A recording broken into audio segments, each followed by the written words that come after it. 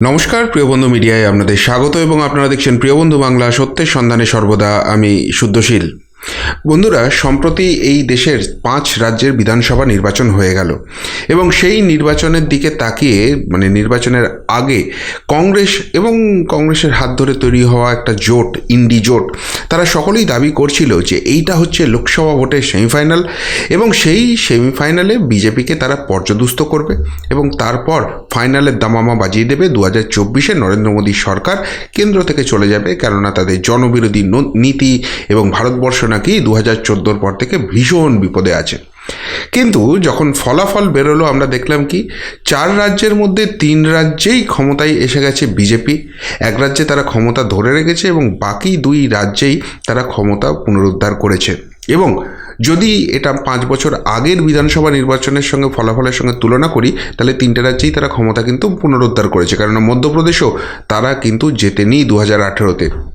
এর পাশাপাশি তেলেঙ্গানাতেও বিজেপির অসম্ভব ভালো ফলাফল হয়েছে এবং তারপর যেটা অবশিষ্ট রাজ্য ছিল সেইখানে বিজেপি কোনো এক্সপেক্ট করেনি এবং তারা সেরকমই ফলাফল করেছে। কিন্তু এই যে বিজেপির 4 রাজ্যের ফলাফল, সেই ফলাফলের পর মুখ লুকোবার জায়গা খুঁজে পাচ্ছে না বিরোধী জোট।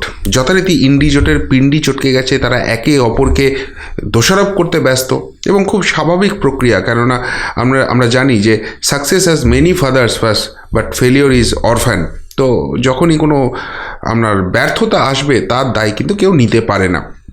অন্যদিকে বিজেপি যেহেতু সফল হয়েছে, তাদের একটাই কথা হচ্ছে এখানে মোদিজির গ্যারান্টি কাজ করেছে, অর্থাৎ তিনি দেশবাসী বা রাজ্যবাসীর কাছে যে আবেদন রাখেন সেটা বাস্তবের কাছাকাছি এবং সেটা তিনি ফুলফিল করতে পারেন এবং সেইটার প্রতি আস্থা রেখেই মানুষ ভোট দিয়েছে। এত কথা বলছি কেন? বলছি ওই গ্যারান্টি শব্দটার জন্য। আজকে পুরুলিয়াতে একটি বিজেপি জনসভা ছিল যেখানে পৌঁছেছিলেন বিরোধী দলনেতা শুভেন্দু অধিকারী এবং তিনি সেখান থেকে এমন এক গ্যারান্টি দিলেন যে এবার কি মমতা বন্দ্যোপাধ্যায়ের দলের ভোগান্তি শুরু হলো, সেই কথা, সেই প্রশ্ন কিন্তু উঠে যেতে শুরু করেছে। কেন? আজকে পুরুলিয়া জনসভা থেকে 2024-এর যে লোকসভা নির্বাচন রয়েছে তার প্রেডিকশন করতে গিয়ে শুভেন্দু অধিকারী বলেন, আমি 4টি আসনের দায়িত্ব নিচ্ছি, তমলুক, কাঁথি, ঘাটাল এবং আরামবাগ। এই 4টি আসনে নিশ্চিতভাবে নরেন্দ্র মোদীর সরকারের জয় হবে, তার নেতৃত্বে বিজেপির জয় হবে এবং সেই গ্যারেন্টি তিনি নিলেন। এই গ্যারেন্টি শব্দটা তিনি ইউজ করলেন, অর্থাৎ নরেন্দ্র মোদীর গ্যারেন্টি এতদিন যেটা বিজেপির ট্রেডমার্ক ছিল সেটা এবার কিন্তু শুভেন্দু অধিকারী নিজে বললেন যে তিনিও কিন্তু গ্যারেন্টি নিলেন। কিন্তু সত্যিই কি এই 4 আসনে পদ্ম ফোটা সম্ভব? কোন অঙ্কে বললেন শুভেন্দু অধিকারী সেটা একটা একটা করে আসন ধরে ধরে বিচার করব। কিন্তু শুভেন্দু অধিকারী যে মুহূর্তে এই গ্যারান্টিটা বললেন সেই জায়গা থেকে একটা নতুন প্রশ্ন উঠতে শুরু করে দিল। আমরা জানি এবারের লোকসভা নির্বাচনটা কিন্তু অত্যন্ত গুরুত্বপূর্ণ পশ্চিমবঙ্গের ক্ষেত্রে, বিশেষ করে আমরা দেখেছি যে এর আগে পশ্চিমবঙ্গবাসী যে দলকে রাজ্যের ক্ষমতা বা শাসনভার দিতে চায় তাদের হাতেই কিন্তু 20-এর বেশি 25-এর বেশি লোকসভা আসন তুলে দেয় এবং সেই জায়গা থেকে যারা এই সংখ্যক আসনটা পায় তারাই কিন্তু ক্ষমতায় ধরে রাখে বা ক্ষমতায় আসে। উদাহরণ হিসেবে আপনাদের বলি, 2021-এ প্রবল বিজেপি হাওয়া উঠলো কিন্তু তারা 20-এর নিচে গিয়ে থেমে গেল, 18টি আসন জিতলো। তৃণমূল অনেক খারাপ ফলাফল করলো কিন্তু 20-এর উপরে তাদের আসন, 22টি আসন তারা ধরে রাখলো এবং শেষ পর্যন্ত বিধানসভা নির্বাচনে কি হলো না, তৃণমূলই বাজিবাদ করলো। আবার যদি 2011-র দিকে তাকান, তার আগে 2009-এ যে লোকসভা নির্বাচন হলো সেখানে তৃণমূল কংগ্রেস এবং কংগ্রেসের জোট ছিল, এসইউসিআইও সেই জোটের অংশ ছিল, তারা কিন্তু সম্মিলিতভাবে বামদের থেকে বেশি আসন এই বাংলা থেকে জিতে নিয়ে বেরিয়ে গেল এবং তারপর আমরা 2011-তে সেই ঐতিহাসিক পরিবর্তন দেখতে পেলাম। অর্থাৎ পশ্চিমবঙ্গর ভোটাররা তারা কিন্তু লোকসভা ভোটেই মোটামুটি ইঙ্গিত দিয়ে দেন কাকে এগিয়ে রাখছেন এবং তাকেই কিন্তু রাজ্যের ক্ষমতা দেন। এবার 2024-এর লোকসভা নির্বাচনে কিন্তু আমরা একটা ইন্টারেস্টিং নোট দেখতে পাচ্ছি। একদিকে বিজেপি তাদের টার্গেট সেট করছে 35টি আসন জিততেই হবে, 35 থেকে 36টি আসন। অন্যদিকে তৃণমূল কংগ্রেসের একটা ট্রেন্ড রয়েছে, তারাও কিন্তু বলছে তারা কিন্তু 30-32টি আসন এখান থেকে জিতে যাবে। এখন যে দলই নিজেদের দাবিটাকে পরিপূর্ণ করতে পারবে তারাই কিন্তু 2026-এর যে বিধানসভা নির্বাচন সেখানে কিন্তু অ্যাডভান্টেজ হিসেবে শুরু করবে এবং সেই জায়গা থেকে শুভেন্দু অধিকারী যদি এই 4টি আসনের দায়িত্ব নেন তাহলে কি তৃণমূলের কাউন্টিংটা এই 4টি আসনকে বাদ দিয়ে হবে? অর্থাৎ 4টি আসনের ফলাফল নিশ্চিত হয়ে গেল, বাকি 38 আসনের ফলাফল কি হবে সেটাই কি রাজ্যবাসী মোটামুটি ঠিক করবে? কেন, এবার কোন ভিত্তিতে শুভেন্দু অধিকারী বললেন যে এই 4টি আসনে জয়ের দিকে তিনি নিশ্চিত হচ্ছেন, তিনি গ্যারান্টি দিচ্ছেন, আমরা একটু অ্যানালিসিস করে দেখার চেষ্টা করি। কাঁথি 2019 সালে এখানে তৃণমূল কংগ্রেস জয়ী হয়েছিল কাঁথি আসন থেকে, এবং তৃণমূল কংগ্রেসের হয়ে এখানে কিন্তু শিশির অধিকারী তিনি কিন্তু লড়াই করেছিলেন 1,11,668 ভোটে তিনি জিতেছিলেন। এই শিশির অধিকারীর সঙ্গে তৃণমূল কংগ্রেসের একটা দূরত্ব তৈরি হয়েছে, ফলে কাঁথি আসনে এবার কিন্তু আর শিশির অধিকারীকে প্রার্থী করছে না তৃণমূল কংগ্রেস, বা প্রার্থী করতে পারছে না। এবার এই কাঁথি আসনে 2021-এর ফলাফলটা একটু ব্যাখ্যা করার চেষ্টা করি। চণ্ডীপুর, এখানে 7টি বিধানসভা আছে, চণ্ডীপুর, পটাশপুর, কাঁথি উত্তর, ভগবানপুর, খেজুরি, কাঁথি দক্ষিণ এবং রামনগর। চণ্ডীপুর থেকে তৃণমূল কংগ্রেস 13,472 ভোটে এগিয়েছিল, পটাশপুর থেকে তৃণমূল কংগ্রেস 9,994 ভোটে এগিয়েছিল, কাঁথি উত্তরে কিন্তু বিজেপি এগিয়ে যায় 9,330 ভোটে, ভগবানপুরে বিজেপি 27,549 ভোটের লিড নেয়, খেজুরিতে বিজেপি 17,965 ভোটের লিড নেয়, কাঁথি দক্ষিণে বিজেপি 10,293 ভোটের লিড নেয়, রামনগর তৃণমূল 12,517 ভোটে জেতে। অর্থাৎ 2021 সালে যদি সার্বিক ফলাফল আমরা বিচার করি, তাহলে কাঁথি যে লোকসভা রয়েছে সেখানে কিন্তু বিজেপি এগিয়ে রয়েছে এবং 29,154টি ভোটে এগিয়ে রয়েছে। অর্থাৎ যে আসনে 2019 সালে মাত্র 2 বছর আগে যেখানে তৃণমূল কংগ্রেস 1 লাখেরও বেশি ভোটে জিতেছিল, সেই আসনেই বিজেপি প্রায় 30,000-এর কাছাকাছি ভোটে লিড করতে শুরু করেছে। এবং বলা বাহুল্য 2021-এর পর থেকে কিন্তু সিচুয়েশন অনেক চেঞ্জ হয়েছে এবং এই আসন কিন্তু আরও বেশি গেরুয়াময় হয়েছে। ফলে কাঁথি নিয়ে শুভেন্দু অধিকারী যে দাবিটি করছেন সেটা নেহাতি অমূলক নয়। এবার পরের আসন তমলুক নিয়ে কথা বলবো। তমলুক থেকেও অধিকারী পরিবারেরই সদস্য ছিলেন, সাংসদ আছেন দিব্যেন্দু অধিকারী। তিনি কিন্তু 2019 সালে এখান থেকে 1,90,165 ভোটে জেতেন। এবার 2019-এর ফলাফলটা কী ছিল? কাঁথির তমলুকের মধ্যে যে 7টি বিধানসভা আছে, তমলুক, পাঁশকুড়া পূর্ব, ময়না, নন্দকুমার, মহিষাদল, হলদিয়া এবং নন্দীগ্রাম, শুভেন্দু অধিকারীর নন্দীগ্রাম 1956 ভোটের নন্দীগ্রাম, এই 7টি বিধানসভা রয়েছে। তার মধ্যে তমলুকের তৃণমূল জিতেছিল 793 ভোটে, মাত্র 793 ভোটে। পাঁশকুড়া পূর্ব তৃণমূল কংগ্রেস 9,660 ভোটে জিতেছিল। ময়নাতে বিজেপি জিতেছিল আবার 1,260 ভোটে। নন্দকুমার থেকে তৃণমূল জিতেছিল 5,406 ভোটে। মহিষাদল থেকে 2,386 ভোটে তৃণমূল জিতেছিল। হলদিয়া থেকে বিজেপি জেতে 15,008 ভোটে। নন্দীগ্রাম থেকে বিজেপি জেতে 1956 ভোটে। অর্থাৎ 2021-এর যদি সামগ্রিকভাবে ফলাফলটা আমরা বিশ্লেষণ করি, তাহলে যে আসন 2019-এ তৃণমূল কংগ্রেস প্রায় 2 লাখ ভোটে জিতেছিল, সেই আসন তৃণমূল এগিয়েছিল বটে, কিন্তু মাত্র 21 ভোটের ব্যবধানে। 21 ভোট, অর্থাৎ কোনো ভোটই নয়, 2 লাখ ভোটের ফলাফল কিন্তু কমিয়ে এনেছিল 21 ভোট, অর্থাৎ এখানটা প্রায় নালিফাই করে দিয়েছিল। 2 লাখ ভোট কমিয়ে ফেলেছিল তৃণমূল কংগ্রেসের বাক্স থেকে।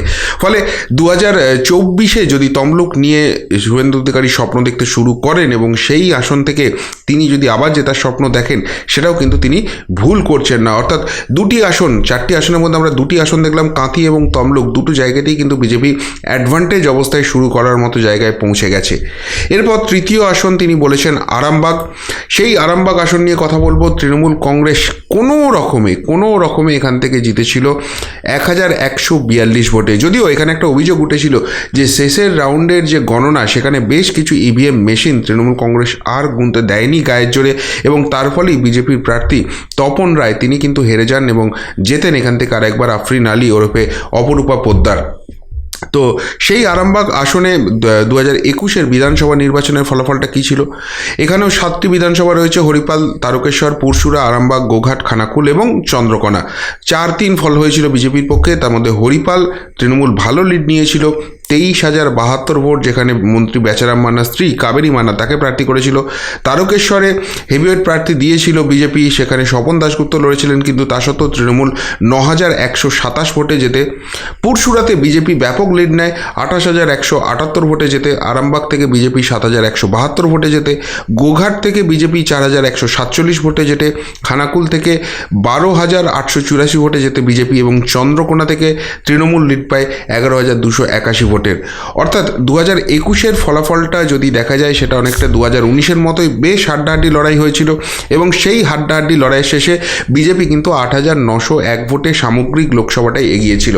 অর্থাৎ 4টির মধ্যে 3টি লোকসভায় দেখা যাচ্ছে সেটা কিন্তু বিজেপির দিকেই ট্রেন্ড রয়েছে এবং তার ফলে শুভেন্দু অধিকারী যে অমূলক দাবি করেননি অন্তত এই 3টি লোকসভার ক্ষেত্রে সেটা কিন্তু বোঝা যাচ্ছে। এবার আসছি শেষ লোকসভা যেটা নিয়ে তিনি কথা বলেছেন, ঘাটালে তৃণমূল কংগ্রেস 1,07,973 ভোটে জয়ী হয়। এর মধ্যে একটা ইন্টারেস্টিং নোট আছে যেটা লাস্টে বলছি। তো সেখানে ঘাটালে 2021-এর ফলাফলটা আমরা দেখব। ঘাটালে যথারীতি 7টা বিধানসভা রয়েছে, পাঁশকুড়া পশ্চিম, সবং, পিংলা, ডেবরা, দাসপুর, ঘাটাল এবং কেশপুর। এই 7টির মধ্যে একমাত্র বিধানসভা ঘাটাল যেখান থেকে বিজেপি যেতে বাকি 6টিই কিন্তু তৃণমূল কংগ্রেস নিজেদের পক্ষে রেখে দেয়। পাঁশকুড়া পশ্চিমে তৃণমূল কংগ্রেস 8,889 ভোটে যেতে, সবংয়ে তৃণমূল 9,864 ভোটে যেতে, পিংলাতে তৃণমূল 6,556 ভোটে যেতে, ডেবরাতে তৃণমূল 11,226 ভোটে যেতে, যেখানে ওই আইপিএস ভারতী ঘোষের বিরুদ্ধে লড়েছিলেন হুমায়ুন কবির এবং জেতেন। দাসপুর থেকে মমতা ভূঁইয়া তৃণমূল কংগ্রেসের জেতেন 26,847 ভোটে, কেশপুর থেকে তৃণমূল জেতে 20,720 ভোটে এবং ঘাটাল থেকে শুধুমাত্র 966 ভোটে যেতে বিজেপি। অর্থাৎ 2021-এর ফলাফল যদি বিচার করি সেটা কিন্তু 2019-এর মতোই রিফ্লেকশন দিচ্ছে, যেখানে 2019-এ 1,07,973 ভোটে জিতেছিল। 2021-এর সামগ্রিক ফলাফল বিচার করলে তৃণমূল এখানে 83,186 ভোটে এগিয়ে আছে। বাকি 3টি লোকসভা তো এর আগে বললাম যেটা বিজেপির প্রতি ট্রেন্ডিং, কিন্তু যে লোকসভাতে তৃণমূল 83,000 ভোটে এগিয়ে রয়েছে সেই লোকসভাতে শুভেন্দু অধিকারী কীভাবে জেতার স্বপ্ন দেখছেন। এখানে যেটা ক্যাচলাইন আছে সেটা হচ্ছে এই ঘাটালে যে 2019 সালে দীপক অধিকারী তৃণমূল কংগ্রেসের সেলিব্রিটি প্রার্থী জিতেছিলেন, তিনি কিন্তু বাকি বিধানসভাগুলোতে পিছিয়ে ছিলেন এবং একমাত্র কেশপুর সেখানে প্রায় 80,000-এর কাছাকাছি তিনি লিড নিয়ে নেন, যার ফলে তিনি 1 লাখের উপর ভোটে জিততে পারেন। কিন্তু বাকি বিধানসভাগুলোতে রীতিমতো নড়বড়ে অবস্থা হয়ে গিয়েছিল তৃণমূলের।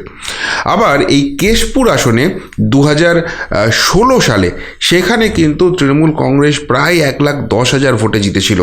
তৃণমূল কংগ্রেসের শিউলি সাহা সেখান থেকে প্রার্থী হয়েছিলেন এবং 1,10,000-এর কাছাকাছি ভোটে জিতেছিলেন।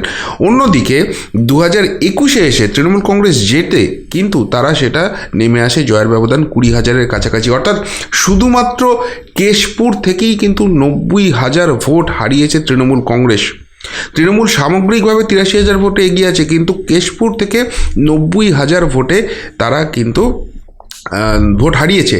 এইবার বাকি যে বিধানসভাগুলো রয়েছে এর মধ্যে ঘাটাল বিজেপি অলরেডি জিতেছে, কিন্তু পাঁশকুড়া পশ্চিম, সবং, পিংলা, ডেবরা, দাসপুর, এই যে 5টি বিধানসভা রয়েছে সেখানে 2019-এ যে ফলাফল বিজেপি করেছিল সেইটা কিন্তু তারা 2021-এ এসে ধরে রাখতে পারে না এবং এর জন্য একটা বড় অংশের আঙুল তোলে কিন্তু দিলীপ ঘোষের দিকে। তিনি সাংসদ হওয়ার পর সেইভাবে স্থানীয় স্তরে সময় দেননি এবং তার ফলেই কিন্তু এখানকার সংগঠন বেশ নড়বড়ে হয়ে গেছে এবং সংগঠনে যাদেরকে বসানো হয়েছিল তারা সোজা কথায় তৃণমূলের দলবদলু এবং তৃণমূলকে সাহায্য করার জন্য তৃণমূল থেকে তাদেরকে পাঠানো হয়েছিল, এমন একটা অভিযোগ কিন্তু বিজেপির তরফে স্থানীয় স্তরে ওঠে এবং সেই কারণেই কিন্তু ঘাটালে এই ফলাফলটা দেখা যাচ্ছে।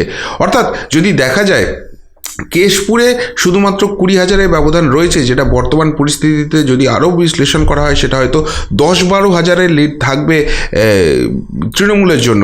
কিন্তু বাকি 6টি যে বিধানসভা রয়েছে সেই 6টি বিধানসভার মধ্যেই কিন্তু বিজেপি লিড নেওয়ার মতো জায়গায় চলে গেছে এবং সেই জায়গাটা যদি বিশ্লেষণ করা হয় 2019-এর সঙ্গে যদি কম্প্যারিজন করা হয়, বিজেপির লিড কিন্তু প্রায় 70-75 হাজারে হবে বাকি 6টি বিধানসভার ক্ষেত্রে এবং কেশপুরে যদি 10-15 হাজারের লিড এখানে তৃণমূল কংগ্রেস রেখে দেয় তাহলেও কিন্তু 60-65 হাজার ভোটে এই লোকসভা আসনটি বিজেপির পক্ষে যেতে পারে, অন্তত এমনটাই সেফোলজিস্টরা মনে করছেন এবং সেই অঙ্ক ধরেই শুভেন্দু অধিকারী কিন্তু ঘাটাল আসনটি নিয়েও অত্যন্ত আশাবাদী।